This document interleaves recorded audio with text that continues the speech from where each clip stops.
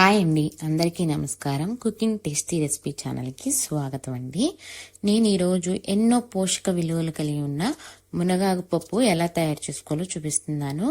ఒక కట్ట మునగాకుని తీసుకుని కడిగి శుభ్రంగా పక్కన పెట్టుకోవాలి. అలాగే ఒక 2 టమాటాలు, ఒక పెద్ద ఆనియన్ అండ్ చిల్లీ, ఒక నిమ్మకాయ సైజంత చింతపండుని కొంచెం వాటర్ వేసి నానబెట్టుకోవాలి.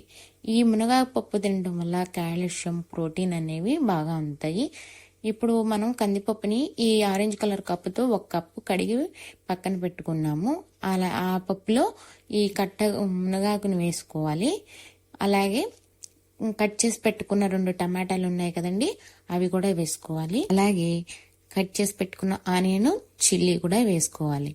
1 కప్ పప్పుకి ఇవన్నీ వేసుకున్నాం కదండి. 1 గ్లాస్ వాటర్ పోసుకొని విజిల్ పెట్టుకొని ఒక 3 to 4 విజిల్స్ వచ్చే వరకు ఉడకనివ్వాలి. చూసారు కదండి, ఈ విధంగా ఉడికిన పప్పుని మళ్ళీ కొంచెం వాటర్ ఏమైనా తక్కువగా ఉంటే కొంచెం వాటర్ వేసుకొని మెదుపుకోవాలండి. అలాగే నిమ్మకాయ సైజ్ అంత చింతపండు గుజ్జును కూడా వేసుకోవాలి. ఈ పప్పులో బాగా కలిసే విధంగా కలుపుకొని వేడి మీద ఉన్నప్పుడైతేనే చింతపండు వేస్తే బాగుంటుంది. అలాగే మీ రుచికి తగినంత సాల్ట్ వేసుకోండి.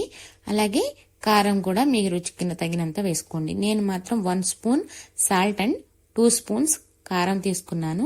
ఈ కారము, ఉప్పు అంతా ఈ పప్పులో కలిసే విధంగా కలుపుకోవాలి. కలుపుకున్న తర్వాత ఒక బాండీ పెట్టుకొని తాలింపు కోసం 3 to 4 స్పూన్స్ ఆయిల్ వేసుకోవాలి. వేసుకున్నాక 4 ఎండుమిర్చి ముక్కలు, అలాగే 1 స్పూన్ ఆవాలు, జీలకర్ర, అలాగే ఎల్లుల్లిపాయలు దంచి వేసుకోవాలండి. ఇవన్నీ వేగిన తర్వాత 1 స్పూన్ పసుపు, అలాగే 1 స్పూన్ ఇంగువ పొడి కూడా వేసుకొని ఈ తాలింపంతా బాగా, తాలింపులో ఎల్లిపాయ అనేది బాగా మగ్గిన తర్వాత ఇలా తాలింపు రెడీ అవుతుందండి. ఇప్పుడు ఇందాకలా మనం తయారు చేసి పెట్టుకున్న మునగాకు పప్పు ఉంది కదండి, ఈ తాలింపులో వేసేసుకోవడమే. ఎంతో పోషక విలువలు ఉన్న మునగాకు పప్పు రెడీ అయిందండి. మీకు కానీ ఈ వీడియో నచ్చినట్టయితే లైక్ చేసి సబ్స్క్రైబ్ చేసుకుంటారనుకుంటున్నాను.